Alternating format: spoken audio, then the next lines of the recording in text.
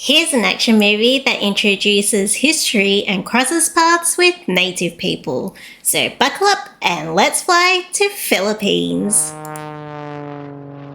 Released in 2021, Arisaka is directed by Mikhail Red, known for directing revenge thrillers. Now, I feel like I'm going to get a lot of backlash in this review. Also, pre-warning, there is a lot of violence in this movie and there is a lot of blood and gore, so viewers' discretion. The movie starts with Naui, played by Sheila May Romaldo, finding a hideout cave. Then the movie cuts to a scene where a bad guy named Sunny, played by Mon Confiado, is holding a captive. Yes, this is how we're introduced to the main players, without any backstory, without knowing who they really are, and their purpose in this movie. Well, except for Naui, who we get to know later on. Another cutscene to the main story. A police officer named Mariano, played by Maya Salvador, is part of a detailed security convoy to escort a whistleblower. They enter the historical Bataan Death March, which is a path that prisoners of war were forced to march in 1942 during World War II. Now, this is one of the things that I loved about this movie, inserting an educational piece of history that I probably wouldn't have known about unless I was really into World War II history. And this is one of the things that actually piqued my interest about the movie, and I was actually really excited to see. Along the death march, they get ambushed by fellow police officers. Mariano becomes the sole survivor and is dependent on to escape and carry on the whistleblower's tasks. So another thing I love about this movie is a female protagonist, and I love how they didn't insert any sensual context, which, by the way, well done, Mikhail Red. Very well put.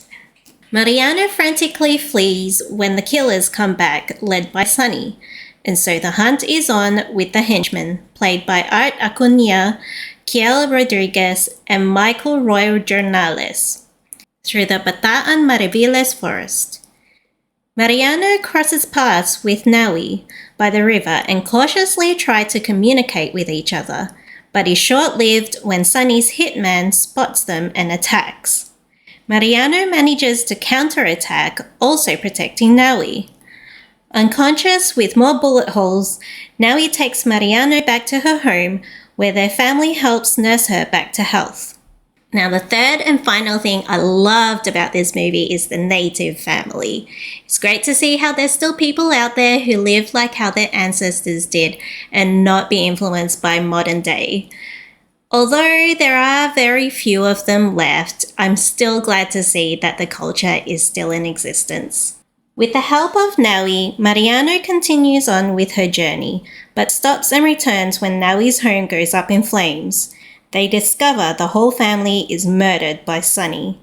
Filled with anger, Naui takes Mariano to a cave she had discovered earlier and equips her with the Japanese rifle Arisaka. Now the hunters become the hunted.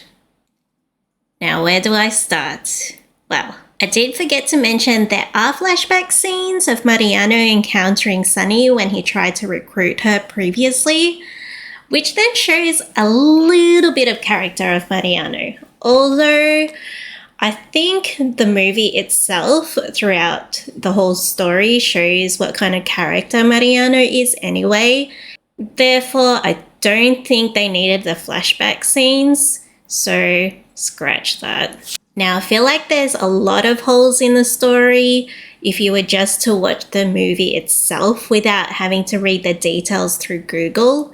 For example, who the heck is this character? And why does Sunny want the convoy killed? Was he hired to do so?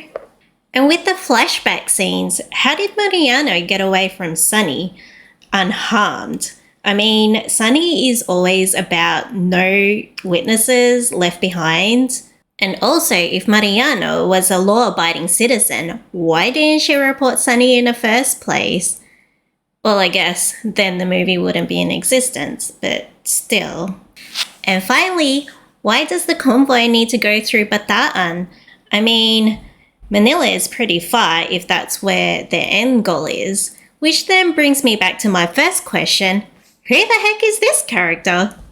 So, my last thoughts about this movie, apart from my favourite parts, which is the educational piece of the Death March history, also the introduction of the native family, and of course, not to mention using the female protagonist and not using any of the central context, I would say this movie is unfortunately forgettable.